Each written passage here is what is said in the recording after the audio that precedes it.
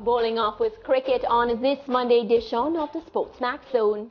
The West Indies are in firm control after day 3 of the first test against Zimbabwe at the Queen Sports Club in Bulawayo. Tagenarine Chanderpaul and Craig Brathwaite set a new West Indies record for the opening stand. The pair put on 336, with Chanderpaul converting his maiden century into an unbeaten double ton, 207. Brathwaite fell 18 runs short of a double ton, adding 182 to the Windies' first innings score of 447 for 6 declared. Brandon Mavuta was the best Zimbabwean bowler with 5 for 140. The Caribbean men managed to pick up 3 wickets in the final session, but 30-year-old debutante Innocent Kaya reached a half-century 59 as the hosts ended day 3 on 114 for 3, to trail by 333 runs. Brathwaite, Alzari Joseph and Gudakesh Moti have so far taken 1 wicket each. Well, Chanderpaul and Brathwaite's 336 opening stand eclipsed the previous Windies best of 298 set by the legendary pair of Gordon Greenidge and Desmond Haynes. Here's a look at the top 5 highest scores by a West Indies opening pair in Test. So we have Tagenarine and Craig now. We had Gordon Greenidge and Desmond Haynes, that 298 against England. Then Gordon Greenidge and Desmond Haynes, that 296 against India, so they did it twice. Adrian Griffith and Sherwin Campbell, 276 against New Zealand. And Chris Gayle and Karen Powell, 254 versus New Zealand. Wow. Well, international cricket commentator Fazeer Mohammed joins us now for this discussion. Good afternoon, Faz. We're inviting you on a happy note today.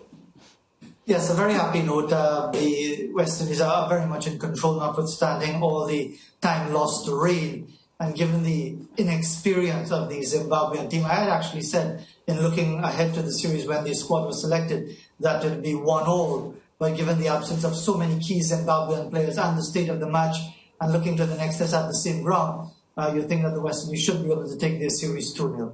Yeah, let's talk a bit now about the quality of the two men opening the batting. Tagenarine Chanderpaul, you know, I feel like I don't ever want to keep comparing him to his dad because, you know, he's a youngster in his own light and he's set out to do amazing things. But you can't help but saying, you know, following just in the footsteps of his father. And then Craig Brathwaite, you know, doing amazing things as usual when it comes to Test cricket.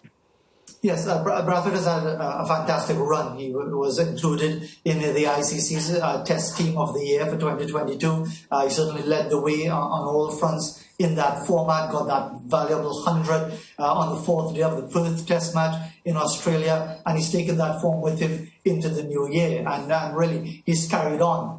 Again, credit to him, and again, credit to Tagenarine Chanderpaul. And those comparisons with Shiv would be obvious because of the style, because of the phlegmatic nature of his batting. He's also left-handed. He also loves batting quite obviously, and occupation of the crease is fundamental to him. So they now take that record, as you pointed out, with that record opening stand. You have to point out, though, that it's a different thing taking on the likes of Australia, where again they performed well in that first test match in Perth, as against taking on a Zimbabwean team which is very, very short on experience. They've lost a number of their players to either franchise cricket or to injuries. They have 4 debutants in their team. Most of the others have just played a handful of test matches. Their last test match was 18 months ago. So I think we need to put that in context, but it doesn't take away from the fact that it is test cricket, and the pair of Chanderpaul and Brathwaite have really laid an extremely good foundation for the West Indies, and now it's really up to the bowlers to do the job quite effectively. Yeah, and you speak about just the bowlers, but, you know, after Craig and Tage were dismissed, I don't know where the rest of the batsmen went, because it's as if fans, they never showed up. Well, they were looking to go for their shots, and you really can't fault some of the batsmen for the way they played. But when you look at Kyle Mayers having a go, almost everyone was playing an attacking shot. Raymond Reefer, who I think really should not be at number 3 for the West Indies. He batted at number 4 this time because Mayers went at 3 to try to push the score along. But again, Raymond Reefer, credit to him. He was looking to hit out towards the boundary and was caught in the deep. But again, Mariah, we also have to give credit to the opposition. Brandon Mavuta, I think he's a promising leg spinner. He picked up 5 wickets, and you could argue quite legitimately that most of those 5 wickets because the batsmen were hitting out. But again, had there been DRS, and this is a talking point that I think many people are going to ignore because these things don't seem to matter to those who look at the uneven playing field in international cricket. Had there been DRS, Craig Brathwaite would have been dismissed by Mavuta plum LBW early on in his innings, but it didn't happen. There's no DRS. So again, you have a situation of imbalance in international cricket where Zimbabwean cricket cannot afford the technology, so you don't have it. It's like saying, well, we're playing the World Cup in a poorer country, so no VAR. That sort of situation. But again, I think the way the match is poised now, especially that wicket of Craig Irwin, the Zimbabwean captain towards the end by Brathwaite, that's a key wicket. That's a key breakthrough. West Indies have to get Zimbabwe before that follow-on target, and then they'll have a realistic chance of forcing victory on the final day. Yeah, Faz, you brought up the point, 4 debutants in the Zimbabwe starting 11 for this match. 1 debutant on the SportsMax zone for today, by the way. But the issue of the DRS, Faz, what is stopping the ICC from standardizing the use of the DRS? We know the issues with India, who clearly do not want to use it. Of course, in 2020, when we had the resumption of cricket following the break because of COVID-19, the ICC said at that time that teams would have 3 reviews per innings in Test cricket. I think understanding that the less experienced umpires, because they were using some local umpires, might not be as efficient as the top umpires across the world. And given all of that, and 2.5 years later, we are still here where we're talking about DRS not being standardized across the world of cricket. Welcome aboard, by the way, and I pity you for that grilling that you got earlier as far as the questioning. But you're confusing the ICC with a proper global sporting organization. It is not. It is an umbrella in which the power brokers, namely India, England, and Australia, they come to be bowed down to by the beggars of world cricket, like West Indies, like Zimbabwe, and quite a few others who are looking for favors. So therefore, you can have that ludicrous situation where until Sachin Tendulkar retired from the international game, India would not use DRS and nobody could do anything about it. And now you have the equally ludicrous situation where some nations who can't afford it do not use DRS and everyone is fine with it. And again, it makes a mockery of the game. It makes a mockery of the administration of the game. But as I said before, like many other things, everybody seems happy to go along with it because the money is flowing. The money is not flowing in Zimbabwe because they can't afford the DRS. It's a very expensive technology with all the different elements to it, not just the tracking of the ball, but the hotspot and the snicko and all those different elements. But the fact remains, Ricardo, and this is the point that I keep making, in which other international sport do you have a situation where some nations have a certain rule or technology that is allowed and other nations don't? I would be happy if somebody could point that out to me, where what is described as an even playing field, you have a situation where international Test cricket is played without what is now considered one of the fundamental elements of the game, the video technology, simply because the nation can't afford it. And again, it just makes a mockery of Test cricket. Yeah, I guess it is part of the issue with Test cricket and that many fans across the world have with it, because the ICC, the lawmakers, don't seem to want to fully move with the times. They go halfway there and then they pull back and then they seem uncertain as to where they want to go. And so we end up in a situation like this. But let's get back to the game itself, because coming into the 3rd morning, of course, West Indies needed quick runs. I was a little bit concerned with Craig Brathwaite and Tijaran Chandapal about their ability to increase the scoring rate. But I was especially impressed with Craig Brathwaite, with how he was able to push the scoring along on the 3rd morning. What did you think about his performance and what he showed, especially on the morning session of day 3? Very, very positive. The score over 5 runs per over in that 2.5 hours, 153 runs, was excellent. I felt the West Indies batted too slow over the first 2 days. And I understand the point being made that you need to have a solid foundation. But again, come on. It's a flat pitch. It's a dead pitch. The bowling isn't particularly challenging. It's up and down medium pace stuff. Mavuta was the real challenge.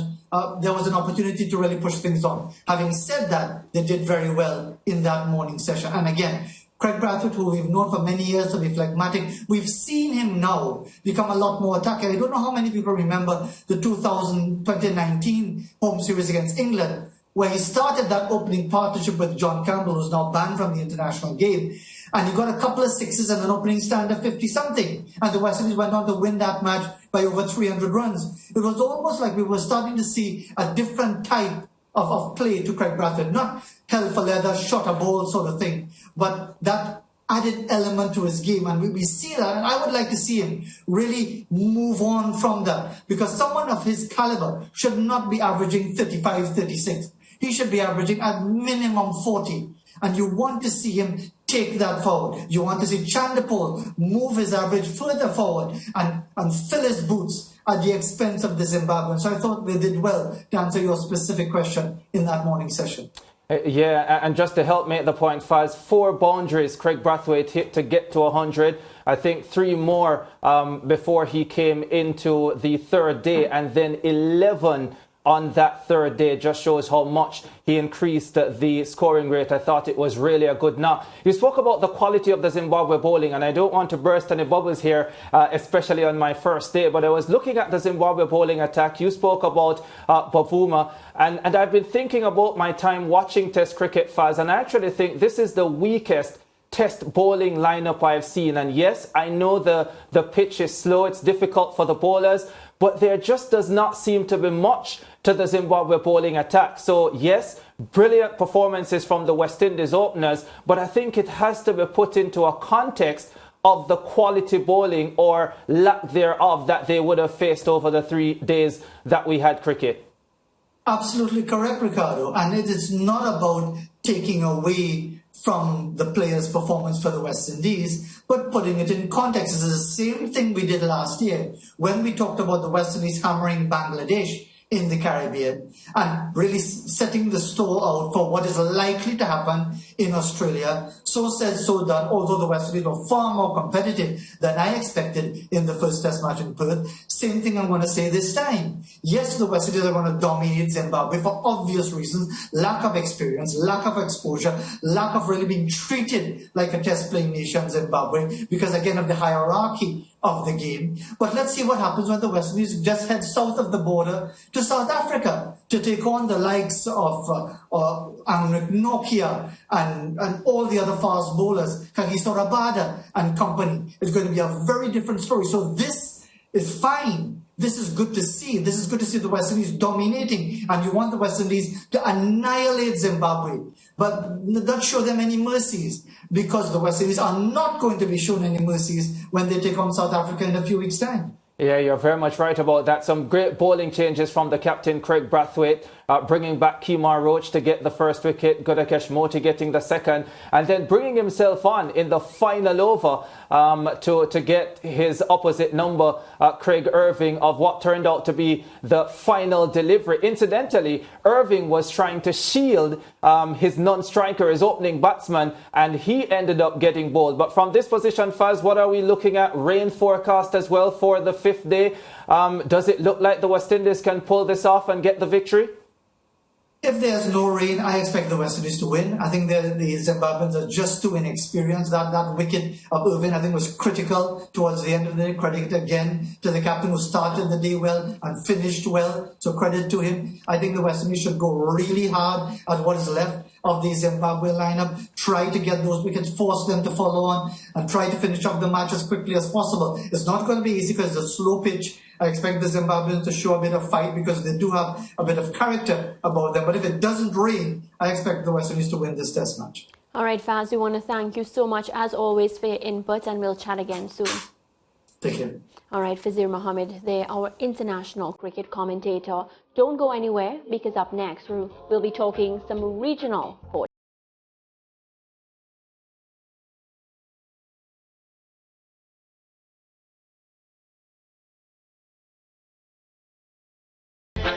Stay with SportsMax on YouTube and follow us on all social pages for updates, news and entertainment.